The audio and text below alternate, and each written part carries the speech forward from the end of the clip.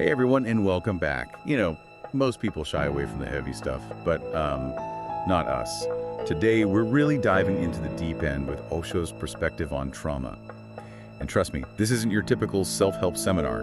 You've given us some, well, interesting material to work with today. Yeah, Osho, he always keeps things interesting. He really challenged conventional wisdom, especially when it came to healing and transformation. He really does flip the script. I mean, we're so used to thinking of trauma as this thing to be avoided, something broken that needs to be fixed. But Osho almost seems to welcome it.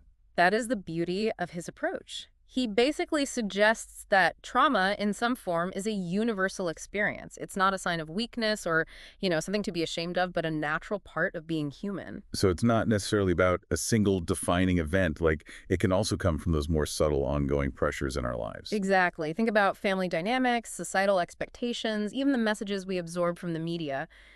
These can all contribute to a sense of disconnect from our authentic selves, a feeling of psychological slavery, as Osho put it.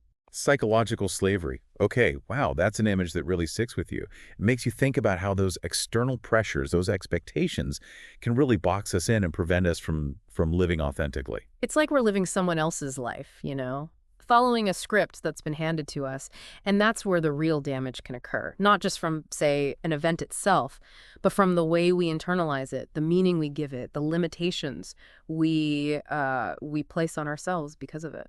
So what I'm hearing is it's not just about what happened, but about how we let those experiences, those interpretations, shape our perceptions of ourselves and the world around us. Precisely. And that's where traditional therapy, often focuses its energy on dissecting the past, analyzing the event, trying to reframe it. But Osho takes a radically different approach. Oh, yeah. He says instead of endlessly analyzing the past, bring awareness to the experience in the present moment. Let's unpack that a bit. When he talks about acceptance, he doesn't mean we just slap a Band-Aid on a festering wound and pretend it never happened. Oh. Absolutely not. Acceptance, in Osho's view, is about acknowledging the pain, the hurt, all of it, without judgment or resistance, turning towards those feelings instead of frantically trying to outrun them. Which is what most of us do, right? When we feel pain, our instinct is to avoid it, numb it, make it go away, whatever we got to do. Exactly. But Osho would argue that this avoidance only prolongs the suffering. Those buried emotions, they don't just evaporate, they fester. Ooh, I don't like that visual. It's true, though. They fester in our subconscious, quietly influencing our thoughts, behaviors, and decisions in ways we might not even realize. It's like having this constant low hum of anxiety that we can't quite place. So acceptance is about turning down the volume on that inner monologue, hitting pause on those escape mechanisms, and really being present with those buried emotions. Yes. And that's where the true work of healing can begin. Because only when we truly face our trauma in all its messy glory can we understand its impact and start to disentangle our sense of self from it. And this is where that concept of witnessing comes in, right? Sure. I found that to be one of the most fascinating parts of the material you sent. Witnessing is a cornerstone of Osho's approach. It's about learning to observe our thoughts, emotions, and even the physical sensations associated with trauma from a detached perspective. Okay, so instead of getting swept away by a tidal wave of emotion, it's more about observing it from the shore. Yes, it's like you're watching a movie of your own experiences. You're no longer the main character, totally caught up in the emotional drama. You're the observer, the silent witness, watching it all unfold without judgment or identification. So instead of saying, I am traumatized, it's more like acknowledging, yes, this experience happened, without letting it define me. Now you're getting it. This is how we reclaim our power, by separating our essence from the experience. And this is where Osho brings in the power of meditation, which he saw as the ultimate tool for healing those deep-seated wounds. It makes sense given his background, but how did he see meditation as a tool for healing from trauma? He wasn't talking about your typical, sit under a tree kind of meditation, was he? He developed some pretty intense techniques specifically designed to help people process trauma. You're thinking of dynamic meditation, aren't you? Yes, I read a bit about that. It involves movement, even catharsis, right? Sounds Yeah. like a whole different beast compared to the quiet contemplative practices most people picture when they think about meditation. It definitely lives up to its name, but there's a method to the intensity. Osho recognized that trauma isn't just an emotional or mental experience, it can get embedded in the body too. Interesting. So dynamic meditation, it combines movement and mindfulness, almost like shaking loose those physical manifestations of trauma along with the emotional baggage. So it's about accessing those deeper layers of ourselves, those places where trauma can get trapped. I imagine that can be incredibly powerful for people who've been holding on to those feelings for a long time. Exactly. And through consistent meditation practice, Osho believed people could tap into that wellspring of inner peace and develop this resilience, this awareness that helps them observe their experience without immediately getting swept away by the current of their emotions. It's like they're no longer drowning in the undertow of the past, but riding the waves of the present moment. Precisely. And this is where Osho's perspective takes a really interesting turn. He didn't just see trauma as something to be healed and moved on from. He saw it as a potential catalyst for spiritual growth, even enlightenment.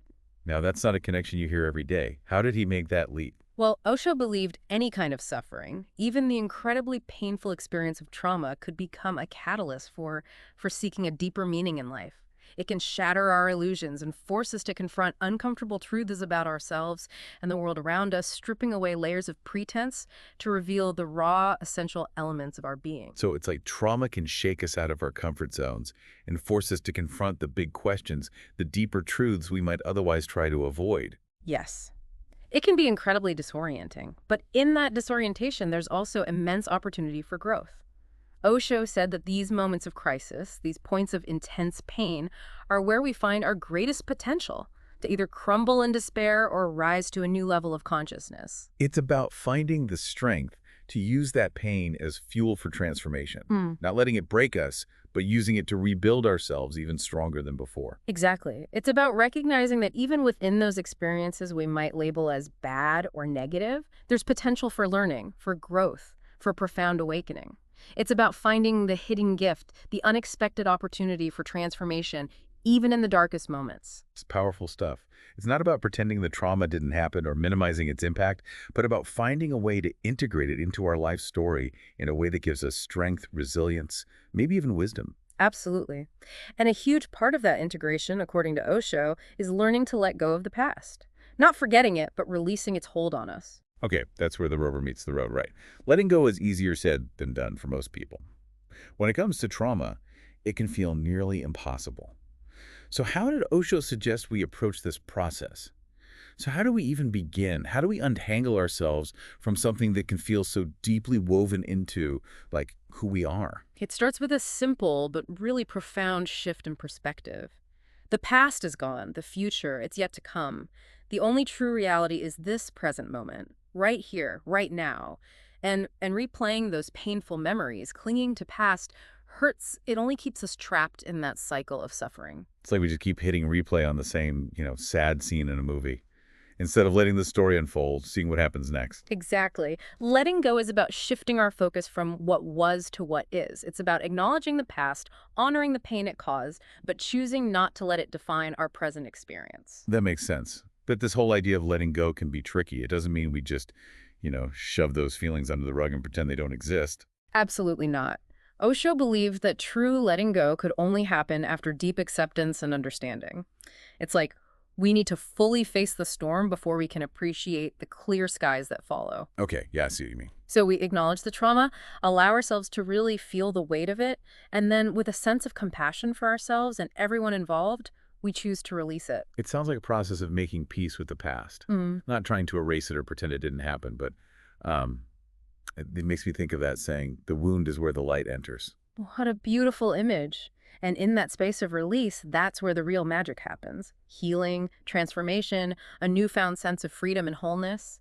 That's what becomes possible when we loosen the grip of the past. And it's not just about seriousness and introspection all the time, is it? I love how Osho also weaves in the importance of rediscovering joy and playfulness as part of the healing process. Absolutely.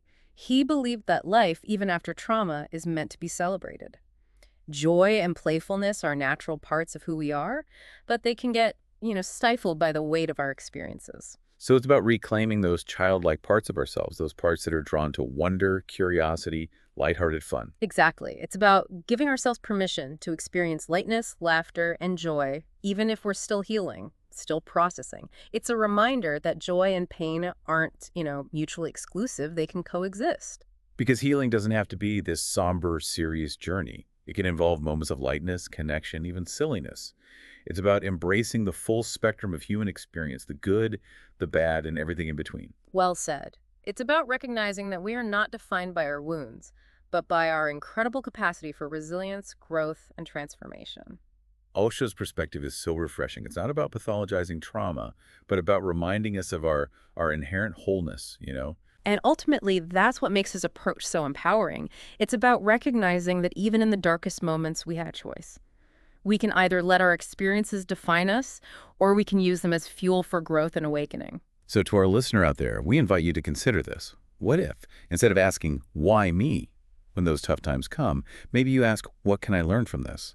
How can you use even the most challenging moments as opportunities to become a more conscious, compassionate, and fully alive version of yourself? The answers, as always, are waiting to be discovered within. Until next time, keep diving deep.